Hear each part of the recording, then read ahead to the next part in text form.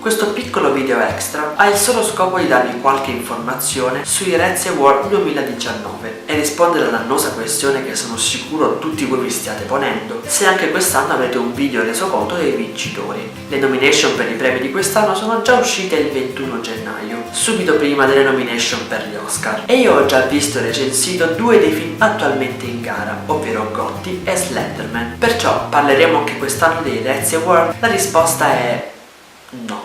Sono abbastanza consapevole del fatto che sono molto bravo a cominciare le cose e a non finirle, e il mio progetto di parlarvi ogni anno dei Razzie Award non è riuscito a rinnovarsi già al secondo anno. I motivi che mi hanno spinto a questa decisione sono due. Principalmente per il video dell'anno scorso ho dovuto fare una preparazione psicologica non indifferente per guardare tutti i film, e a parte le poche recensioni che ne sono uscite, l'unico risultato è stato un ritardo di 2 mesi rispetto all'assegnazione dei Razzie. Sicuramente non è così importante il ritardo quanto il fatto che non sono riuscito a fare un video come previsto in cui spiegavo bene il mio punto di vista sulle nomination e sui premiati. Ho prodotto un video in cui sostanzialmente elenco nomination e vincitori, e dopo 2 mesi dall'assegnazione dei premi non mi sembra così utile. Peraltro speravo di utilizzare molti dei film in gara per delle recensioni, ma di fatto ne ho usati soltanto 5 su 14, quando quest'anno i film in gara sono 17. L'altro motivo è che già l'anno scorso ho fatto tantissima resistenza per guardare determinati film, come ad esempio Daddy's Home 2, pur senza la consapevolezza di quello che andavo a guardare. Quest'anno, se possibile, mi aspetterebbe ancora più resistenza, sia perché mi toccherebbe l'ennesimo film di Will Ferrell, sia per la combo di film in cui mi toccherebbe valutare niente meno che Donald Trump.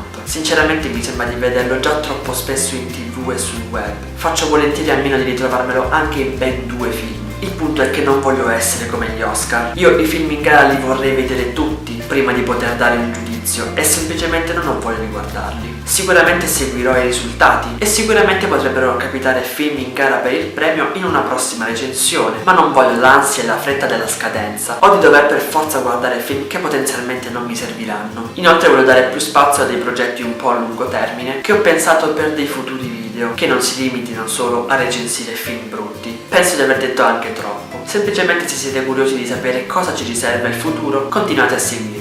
Tutti i link del caso li trovate nell'info box. Beh, ciao!